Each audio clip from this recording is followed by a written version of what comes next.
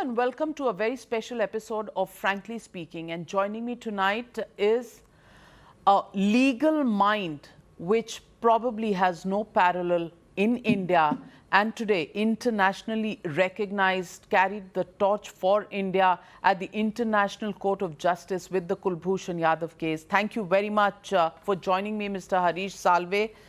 Mr. Harish Salve, at a time when we are talking, we're in a country where things seem to be happening as if there is no law. It seems like there is no law and justice machinery. Arbitrary things that really instill a sense of fear in the common man, makes them wonder whether law just exists for the common man. You know, Navika, I'm watching a 9th century portrayal of United Kingdom. It's on a Netflix. It's a serial about, partly historical serial about England. And if you see the politics of that day and if you see the politics of today, nothing has changed. It has become more sophisticated. I mean, there is a priest who shouts at the king saying, you must give him a hearing, justice must seem to be done. Come on, we are in the 9th century. We are now in the 21st century. And sometimes we see very odd things going on. What is happening today is like those days, the political sweepstakes have become so high. And we have to acknowledge, and I've said this publicly, what happened in 2014 was the beginning of a radical change in India, a transition of power from the Lutyens' Doon school, missionary school, English-speaking educated lot to homegrown, empowered lot. And this had to happen. India has had a very successful experiment in empowerment. See the way reservation bills are passed without opposition. So that empowerment over a period of time has led to a set of homegrown leaders who have captured popular imagination. And you can criticize them till the cows come home, but the fact of the matter is the people of India have faith in them, trust them, respect them. And that is what a democracy is all about. Now, these changes in a people as feudal as India, honestly, when people here ask me about feudalism, I say, well, one country where feudalism is not diluted, it is India. We are by temperament feudal. See the way you treat your own domestic staff. See the way you treat those who are lesser, and see the kind of subjugation or the kind of the social structure between the haves and have-nots, between the rich and powerful and those. Look at our ministers. I mean, you know, here you meet a minister, you exchange numbers, you WhatsApp, you meet up for a meal, you chat like you're two fun people meeting. And look at India, the degree of deference which you have to show to somebody in power. The point is this transition in power which is taking place. This is creating a lot of shockwaves in India. You can see the way the Congress is splintering. You can see the way other political parties are suddenly trying to find their feet. And you can you see the disruption in your own profession, the media. So all these changes will take time. They've been an issue. We got democracy in 1947. From 1950, we had a constitution. The change happened in 2014. It's a very long time. The change will take 10 years for things to settle down. Now, in the meanwhile, people are trying to ride any political wave which they can. I mean, look at the kind of leaders the farmer protest has, ultra-left. The other factor is the ultra-left factor in India. They have lost credibility the world over. They've lost the faith of the people. Nobody votes for them. So but they are all intelligent, they are articulate. They love saying the soft things which everybody likes to hear, the populist things. So they dominate the media space, they dominate conversation. And every now and then they want to throw mud on people who've done well through your Panama Papers and Pandora Papers and so on and so forth. So this is, and it's not in India, this is world over, you're seeing this phenomenon. On the borders of Delhi is the Singhu border, and there is a farmer protest that's been going on there for almost a year, maybe more. And at that place, there has been a brutal hate crime, a killing that has been videographed, limbs being chopped off, people videographing all of that, then hanging the man while he's still got some life in him. And yet, even the fact that this body has been found at the protest site, the farmers' protests and the farmers' groups and organizations say they have nothing to do with it. They condemn the incident. Cops not being allowed to go in. The Supreme Court has said what it has said, that, you know, protesters have a right, but they can't upset other people's lives. But the government won't move and won't remove these people. So where do we go from here? So I think we need to do, I think in my new home in UK, we need to do the same thing. I think in India, my home, we need to do the same thing. I think it's about time this sense of liberalism is revisited. The right to protest is good. Are we willing to forgive what Donald Trump and his supporters did when Biden was to be sworn in? On Capitol Hill? No. Where has this right to protest left America? The country with the most abundant supply of vaccines is just about 50% vaccinated. Where is this right to protest going to end up? Look at this country. You had an incident somewhere in the world. You had people coming down in Hampstead using profanities against Jews on the main road. And when the Home Secretary here cracks down, the liberals say she doesn't have empathy. Look at what's going on in India. If the government as much as moves a finger to get rid of these people, you will see your entire liberal media up in arms saying first you hammer them with bad laws and then you beat them up. Is anybody willing to debate the law?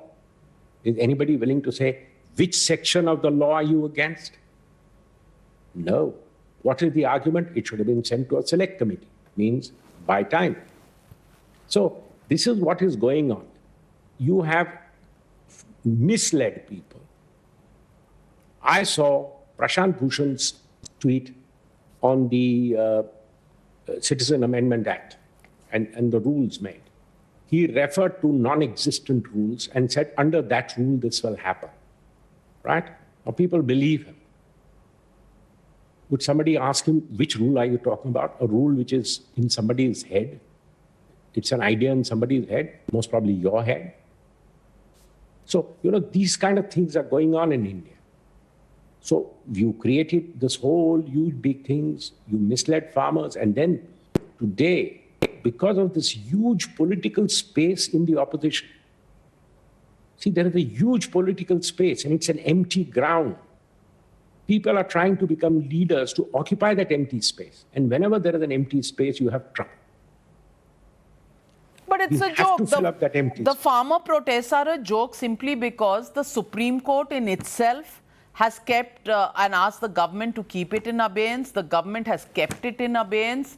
Forget the sections of the law has not been implemented. Yet, Exactly. Yet the protests are on and killings are happening, rapes are happening, molestations are happening in these So protest sites. if you step back for a moment, there is something which Mr. Advani had said a very long time back, which I remember. And at that time, I didn't understand its full implication. Later on, I did. He said, the Congress is collapsing faster than the BJP is growing. And this gap will be filled in by a lot of very extreme self-serving parties. I don't want to name them. You had some extreme parties which stepped into the space in UP, in Bihar, etc. Extreme leaders of extremely questionable credentials, promising the moon. The good thing about that is if one promises X, the other promises 2X, the third promises 3X, and then they all fall away in a period of time. There was space created. He was right. The BJP was not growing that fast. The Congress was collapsing very fast. There was empty space. Nature abhors a vacuum. Today we have a reverse. Today, Modi's government occupies center stage. But who's on the other half of the stage? Nobody. So there are all these people who are trying to become prominent leaders. Now, do you think they have any qualms of conscience about what's going on? Somebody's hands being chopped, legs being chopped? No. Because even now, a lot of your colleagues in the media are crying tears over the poor farmers. Look, read the New York Times. Look at the Guardian. The poor Indian farmers are in protest and the government is turning a deaf ear. Do they even understand what the issue is about? No. So, this is if you get to this is the real area. People trying to attain leadership. What should the government do? Well, I've always had extreme views. I think the government should say, hell with you chaps, and clean it up. And use this as a good occasion to say, if you have lost control, which you are admitting, then you don't belong, and get rid of them. They'll be screaming and shouting if there is in any case over something or the other. All the leaders will tweet against them, which they do in any case. And I think we'll be in some other crisis in 3 months. But Mr. Salve, do you think the government has the nerve? If they did, they would have done it maybe a year ago. The fact is there's too much water under the bridge and everybody is thinking about the next election in a state or the next elections to the Lok Sabha. And that's where all this lies. And in the middle of all of this are people, ordinary people like us who have to go to work, whose kids have to probably cross borders to go to colleges. They bear the brunt and everybody looks the other way. Isn't that true in every democracy? You care for the lot that votes and whose votes matter. Do your and my votes matter? And in what proportion? So that is a problem in a democracy where there are so many mismatches. Any popularly elected government will choose timing. And one of the elements in that timing is its popular perception. Now, that's a reality of politics. Do I like it? Do you like it? I'm not a politician. I don't like it. But then I don't have to go and stand there and fight an election. Those who have to face the ballot box every now and then, do they have to compromise on these issues? Yes, they do. And that's the reality of politics the world over. What did Biden do? What did the Democrats do in Afghanistan? Why did he do it? Because he has a domestic constituency. Did he worry about the havoc he is creating and the seeds of terrorism which he has sown? He doesn't, because it's 7-8 years from now, by the time terrorism picks up in Afghanistan, he will be dust on the shelves of history. So this is the global problem. It's happening everywhere. Can you imagine in a country known for civilized vocabulary, the shadow second leader in this country used language which is completely inappropriate and unacceptable for the sitting prime minister? Could you ever imagine this happening in England 30 years back? What was she doing? She was appealing to a constituency who are not happy with him because he has made the Conservatives popular. So, today the political sweepstake has become so high, it's become no holds barred, and it's no holds barred for everybody. Let's be clear about it. So the government is not in an ivory tower. Is any government in this world behaving in a manner which a intellectual, straight person who doesn't have to fight the election thinks right? I don't think so. But do they have to balance all these forces? Yes, they do. Now, sometimes you come down right, sometimes you come down wrong. Look at the Shaheen Bagh. I think it should have been thrown away much earlier. So there are these problems. Absolutely. So, Mr. Hari Salve, the topic that I want to now come to is something that interests audiences across India. And a lot of them are Hindi speaking, and now we also have our Hindi channel, which is called Times Now Navbharat. So I'm going to ask you in a little bit of Hindi and a little bit of English. So Hari Salve साहब, पूछना ये चाहती हूँ कि एक case हमारी आंखों के सामने और हो रहा है जो मुंबई में हो रहा है, आर्यन खान केस। आर्यन खान केस आज शायद 13 दिन हो गए हैं। आर्यन खान जेल में है, 4 पेशियां हो चुकी हैं, लेकिन एनसीबी की दलील है कि उनके ऊपर से तो कुछ नहीं मिला, लेकिन वो किसी इंटरनेशनल कॉन्स्पिरेसी में हो सकते हैं, क्योंकि ऐसा उनकी व्हाट्सएप चैट से सस्पिशन है। इसलिए आर्यन खान अब 20 तारीख तक जेल में रहेंगे। 2 तारीख से 20 तारीख, 18 दिन। Is Aryan Khan paying the price? क्या वो शाहरुख खान यानी कि एक सेलिब्रिटी होने की प्राइस पे कर रहे हैं आर्यन खान? जहां तक आर्यन खान का सवाल है, नाविका, मैंने आपको पहले भी कहा था, मैं कमेंट नहीं करना चाहूंगा और आपको पता है क्यों। पर जो बात आपने रखी है उससे मैं बिल्कुल सहमत हूं। आज अनफॉर्चुनेटली एक हमारे सिस्टम में एक पॉपुलिस्ट कल्चर आ गया है, और उस पॉपुलिस्ट कल्चर का सबसे ज्यादा आपको प्रेशर दिखता है सबऑर्डिनेट कोर्ट्स में और कई बार हाई कोर्ट में। और मैं 2 एग्जाम्पल दूंगा आपको जो पास्ट के हैं, क्योंकि ये पेंडिंग केस है, मेरा इन्वॉल्वमेंट है इसमें, मैं कमेंट नहीं करना चाहता।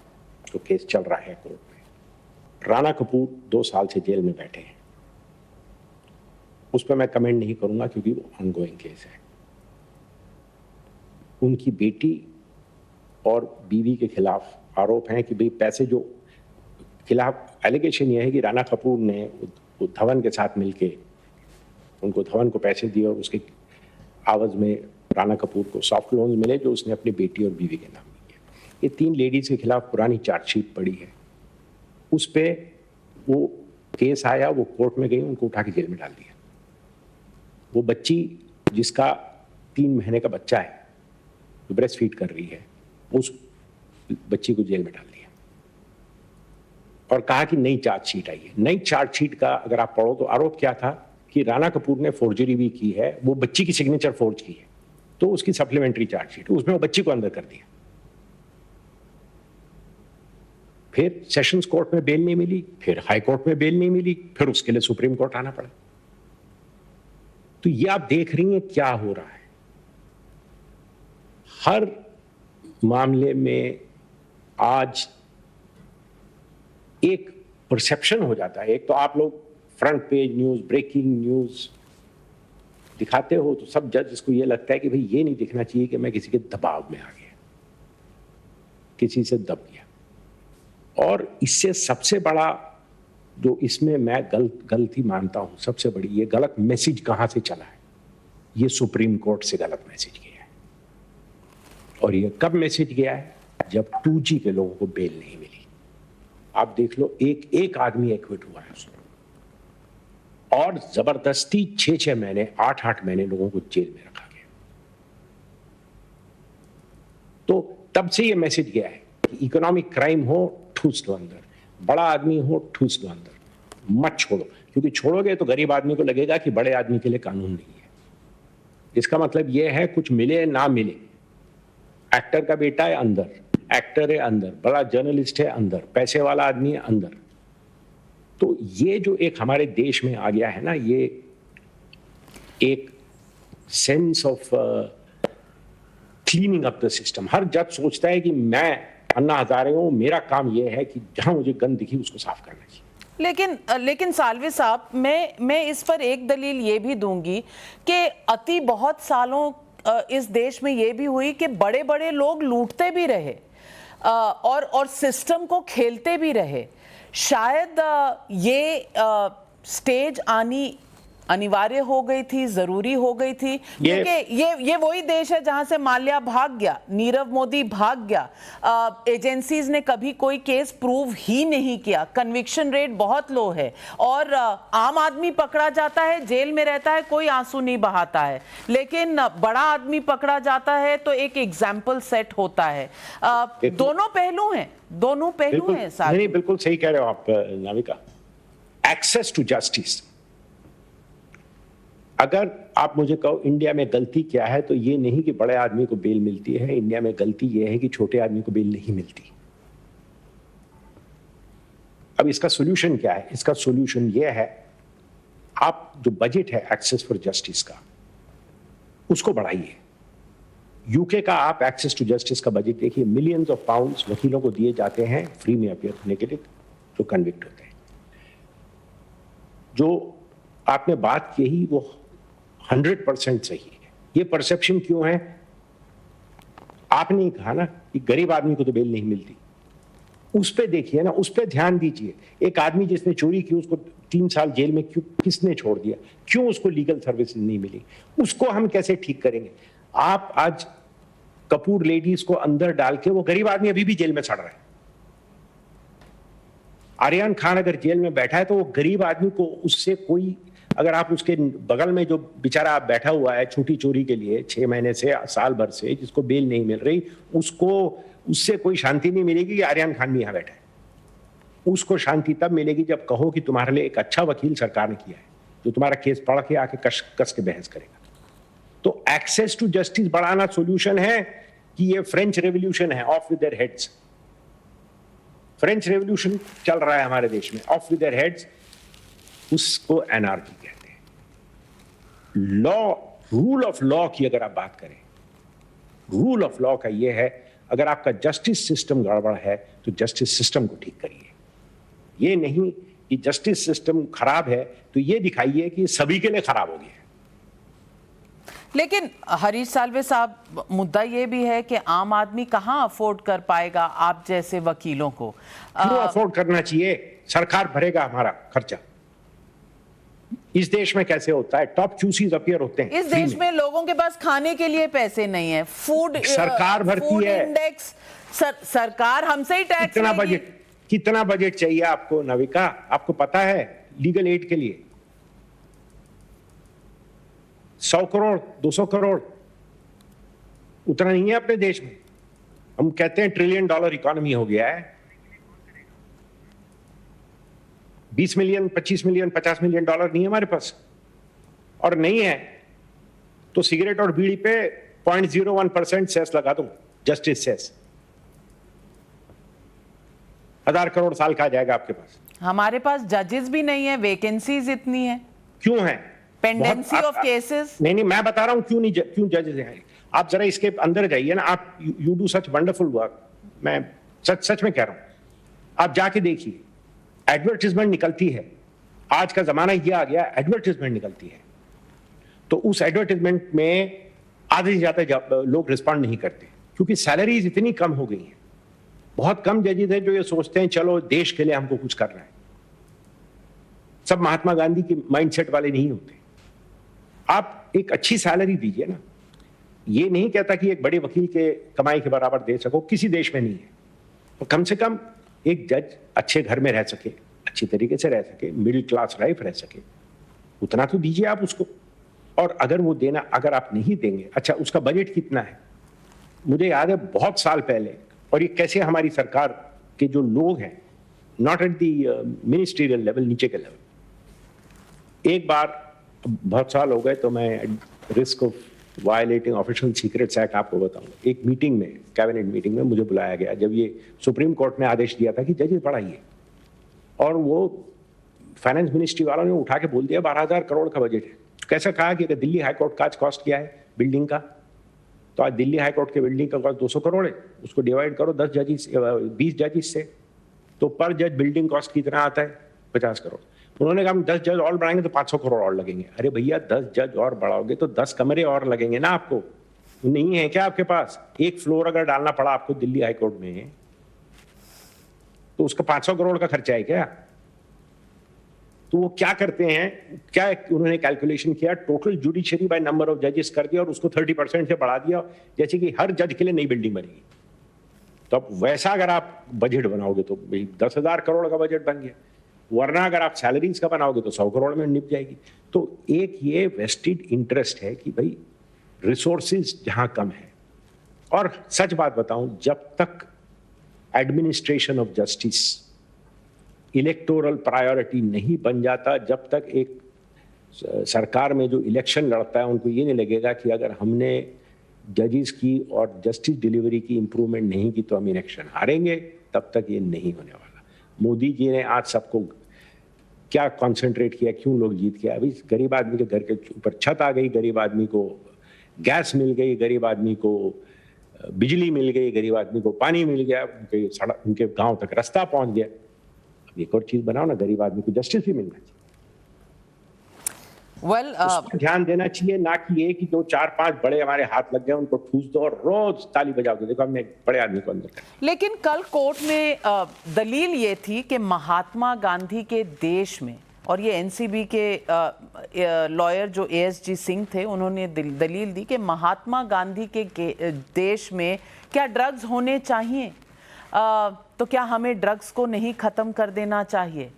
आप इस दलील से सहमत हैं? क्योंकि अभी तक कुछ पर्सन पे मिला नहीं है, लेकिन कहा जाता है कि आगे कमर्शियल क्वांटिटी के कुछ ऐसे ट्रांजैक्शंस की बात है व्हाट्सएप चैट में, और एक क्रूज पे थे जहां बहुत सारे लोग थे, तो कमर्शियल क्वांटिटी में ड्रग वहाँ कंज्यूम होते, और सेलिब्रिटी लोग आते हैं तो लोग भी ज़्यादा आते हैं ऐसी पार्टियों में ज़्यादा। ये हम सब कुछ एक इमेजिनरी बेसिस पर समझ रहे हैं कि वाकई ही सेलिब्रिटीज को पकड़ा जाएगा ड्रग अब्यूज में तो ही एक संदेश जाएगा नीचे। ये पूरी एक सोसाइटी लेवल पर एक डिबेट, एक जंग छिड़ गई। देखिए, ये पहली बात, सबसे अहम बात है कि महात्मा गांधी के देश में कई चीजें ऐसी होती है जो गांधी जी के खिलाफ थे। सबसे पहले तो झूठ बोलना,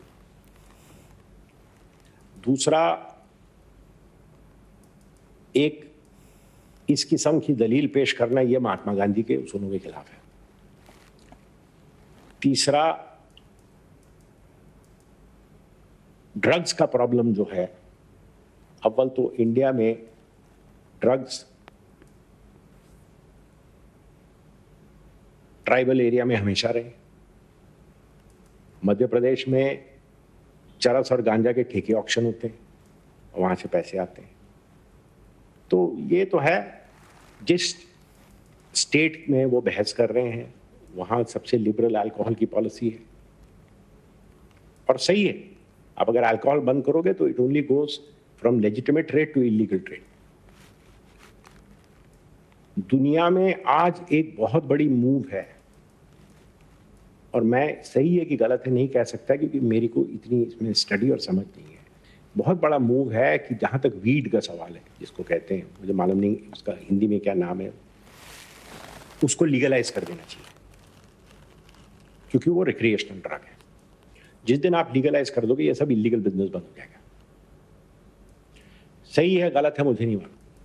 इन चीजों को हमको एक सोशल मिलियू को माइंड में रखते हुए करना चाहिए। मैंने जिंदगी में कभी ये शौक नहीं फरमाया, पर अगर एक यंगस्टर लेता है तो मैं उसको कंडेम भी नहीं करता, क्योंकि आज सोसाइटी हमने ऐसी बना दी।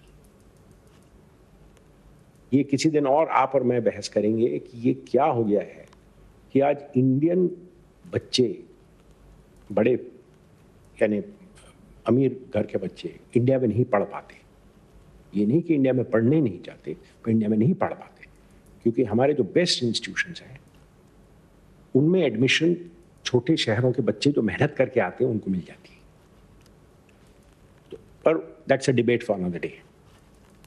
हमारे बच्चे वहां जाके पढ़ते हैं, ये बच्चा कैलिफोर्निया में पढ़ा है 3 साल 4 साल। तो ये महात्मा गांधी के देश में ये भी नहीं था कि बच्चे बाहर जाके पढ़े, वो तो ये था कि पेड़ के नीचे एक बड़े अच्छे गुरुकुल में जाके पढ़े। तो ये सब बातों में यानी ये सब मिक्स नहीं कर सकते हम। जहां तक रहा सवाल इन्वेस्टिगेशन का, ट्रायल का, मैं पर्सनली ये नहीं मानता कि जब तक स्ट्रिक्टली नेसेसरी हो किसी को जेल में रखा जाए। और मैंने हमेशा ये कहा, वो भले इस केस में हो किसी और केस में हो, क्योंकि जेल कहीं भी और खास करके इंडिया में एक लाइफ ऑल्टरिंग एक्सपीरियंस हो जाता है। और अगर आपने इसको बाद में एक्विट कर दिया तो इस बच्चे को जो ट्रॉमा हुई है, और ये इसके लिए नहीं कह रहा मैं किसी के लिए भी कह रहा हूं, वो जो राणा कपूर की फैमिली को जो ट्रॉमा हुई है, या किसी गरीब आदमी को जिसको गलत कारण से और आपको टाइम नहीं मिला उसका बेल सुनने के लिए, और नहीं कर सकते जेल, तो जस्टिस कृष्णा अय्यर कहते थे वो क्यों नहीं करते। तो ये मेरा पर्सनल व्यू है, मैं लिबरल हूं इन मामलों में। मैं अभी भी ये मानता हूं कि बेल नॉट जेल रूल होना चाहिए।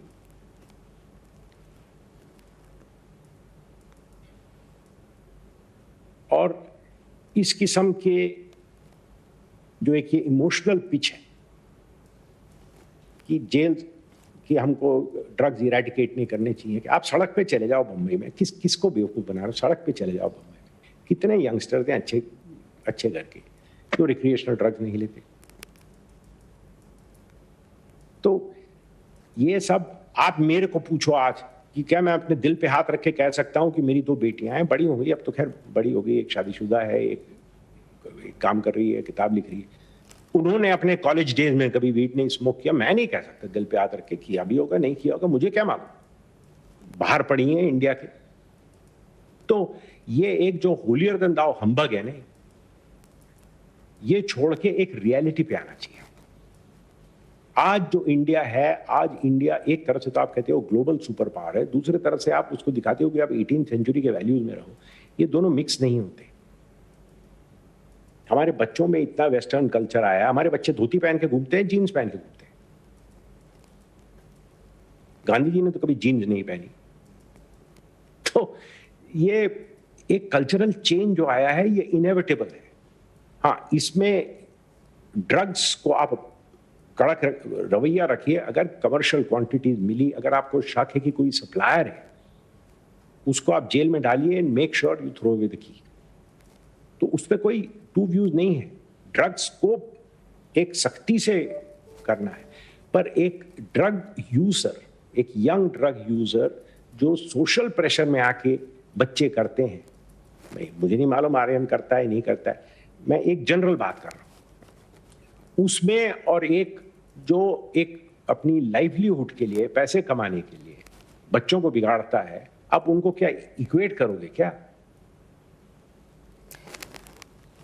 सालवे साहब, डेफिनेटली सोशल लेवल पर एक ये डिबेट तो है, पर बहुत लोगों का इस देश में मानना ये भी है कि for very long the rich and famous have gotten away with blue murder, as they say, while the poor have paid the price for even the smallest of mistakes. वो जो कहर बरसता है वो छोटे आदमी पे बरसता है हमेशा। कहीं इसका अब रिवर्स हो रहा है। अगर एनसीबी को ही देखा जाए, the charge against the NCB is from various quarters that it picks up high profile cases. Is it a publicity stunt? Can they prove it with their conviction rates? नहीं, मैं ये देखिए, एनसीबी का सवाल जहां तक है, मैं नहीं मानता कि ये दिक्कत क्या है, ये फ्रंट पेज न्यूज की दिक्कत है। आप हर बात मीडिया पर जरूर ले आते हैं। बिल्कुल, हर चीज के गुनहगार हम ही हैं। गुनहगार नहीं है। आप लोग हमको मिरर दिखाते हो, पर हम लोगों को अपनी खुद की सूरत इतनी पसंद है कि हम रोज मिरर को देखना चाहते हैं। तो सबको ये है कि भाई मेरा नाम छप गया उसमें, बहुत बढ़िया हुआ, आपने तारीफ कर दी, बहुत बढ़िया हुआ। अगर वो किसी को पकड़ के छोड़ देंगे तो आप कहेंगे अच्छा उसको छोड़ दिया। अगर पकड़ के ठूस दिया, आप कहोगे देखो वाह क्या ऑफिसर है, किसी के दबाव में नहीं आया। तो ये इसका भी एक प्रेशर होता है। बट हैविंग सेड दैट, मैं From ये बिल्कुल officers नहीं to मान, judges, ये प्रेशर होता है। सबकी, बिल्कुल बिल्कुल। और मैं एक चीज बताऊं, एक आरोप जो है कि एनसीबी सिर्फ बड़े लोगों को पकड़ता है, ये झूठ है, ये गलत इंप्रेशन है। जो बड़े लोगों को पकड़ता है उनका नाम अखबार में छपता है, जो इनसिग्निफिकेंट लोगों को पकड़ता है उनका नाम अखबार में नहीं छपता है, जो फ्रंट पेज पे नहीं है। तो ये बात नहीं है। तो ये आरोप एनसीबी के खिलाफ ये नाजायज है। आज हमारा सिस्टम यह है कि एजेंसीज को सख्त होना चाहिए, पर उनका कंट्रोल जुडिशरी के हाथ में है। और मैं तो अपनी, जुडिशरी तो मेरा परिवार है, 40 साल उसमें काम किया है और अगले 20 साल और काम करूंगा मैं, 15 साल कम से कम उनके साथ। तो जजेस और लॉयर्स भी एक परिवार है। तो मैं अपनी परिवार की तरफ उंगली दिखा रहा हूं कि हम लोगों ने कहीं ये ढील छोड़ दी है। हमारे भी अभी जजेस हैं जो ये नहीं देखते किसको बेल दे रहे हैं और किसको नहीं दे रहे हैं। जस्टिस वेंकटरमैया, उनसे बड़ा संत उस जमाने का, he was one of the saintly जजेस, और कितने कितने वाइज थे वो। उन्होंने थापर को शाम के 5:30 बजे बेल दी। तो सब लोगों ने उनका मजाक बनाया, उन्होंने कहा ठीक है, वो उनका काम है, ये मेरा काम है। अगले दिन आर के जैन उधर गए, बड़े बहुत बढ़िया वकील थे, हमारे मित्र थे। तो उन्होंने बेल किया, वेंकटरमैया साहब के कोर्ट में आया, उन्होंने बेल ली। जाते जाते कहा mister Jain it's not 5 o'clock। तो इस किस्म का हमेशा चला है ये।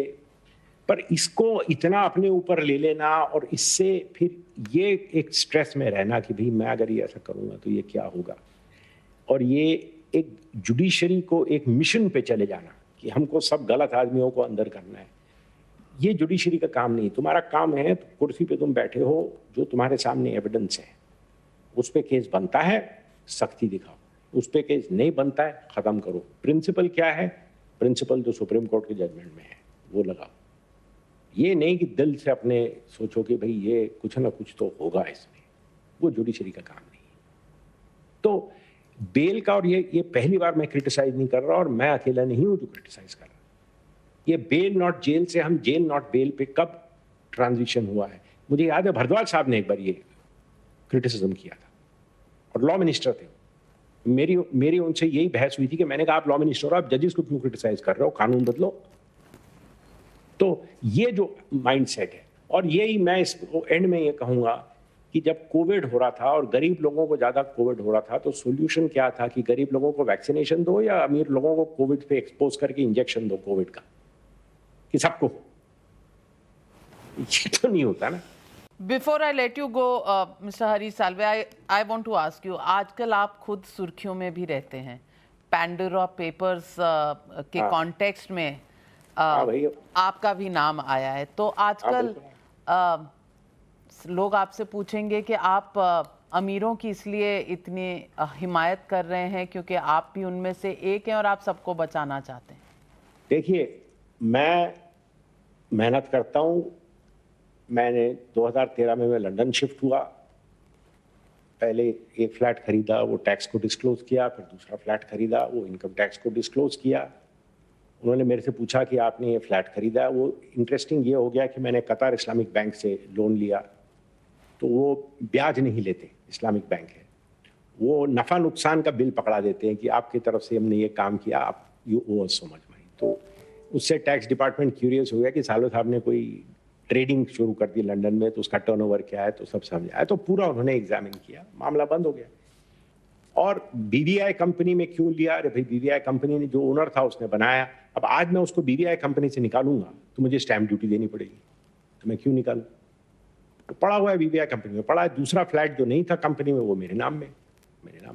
तो लंदन में रहता हूँ, नाविका, ये तो किसी से छुपा नहीं है।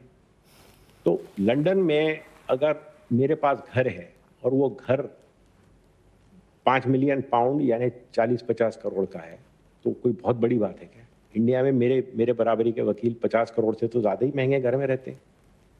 तो हम लोग हैं अपर मिडिल क्लास, और यहाँ एक फ्लैट ओन करना, मेफेयर में 2 फ्लैट ओन करना मिडिल क्लास है, अमीर नहीं है।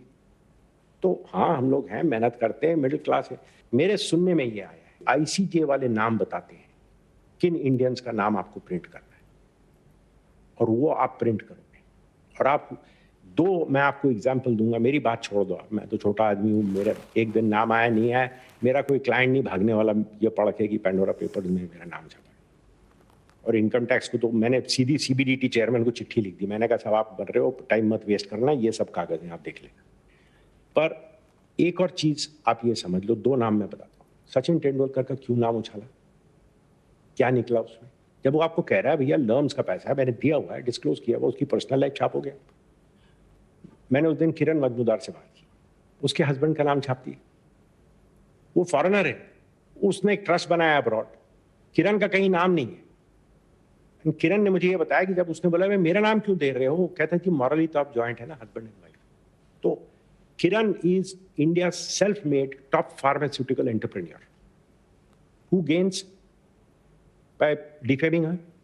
सोचिए आप, अनिल अंबानी का जो छापा उन्होंने, bankrupt tells India UK court that he doesn't have money, look at these companies. 2016 में अनिल अंबानी ने कहा कि मेरे सब एसेट्स की वैल्यू चली गई है क्योंकि मेरी 2 कंपनीज क्राइसिस में है, टेलीकॉम ने ले डुबाया। 2007 में उसने लोन लेके कंपनी में इन्वेस्ट किया था। तो आप ये आर्टिकल में लिखो कि 2000, आप तो अभी ये कह रहे हो आपके पास इतने 100 मिलियन है या 500 मिलियन है, किसने लिया था? कंपनी लिया था। पैसा कहां गया? वो कंपनी में शेयर्स लिया, और वो सब डिस्क्लोज यानी सब प्रिंटेड बैलेंस शीट में है, RBI परमिशन है, सब है। किसकी मदद कर रहे हो आप? चाइनीज की मदद कर रहे हो कि कल वो एप्लीकेशन डालें UK कोर्ट में कि इन्होंने झूठ बोला था। तो ये एक क्या चल रहा है, और आप लोगों को, आपको foreign So investment you're saying this is an international conspiracy? मेरे को नहीं मालूम, मेरे पास इतनी इंफॉर्मेशन नहीं है, पर जिनके पास साधन है इंक्वायर करने के, उनको करना चाहिए। आप मुझे बताइए, आप एक जर्नलिस्ट हैं, आप किसी फॉरेनर से इंस्ट्रक्शन लेंगे कि किससे इंटरव्यू किया जाए, किससे नहीं किया जाए, किसके बारे में क्या कहा जाए? Will your conscience permit that?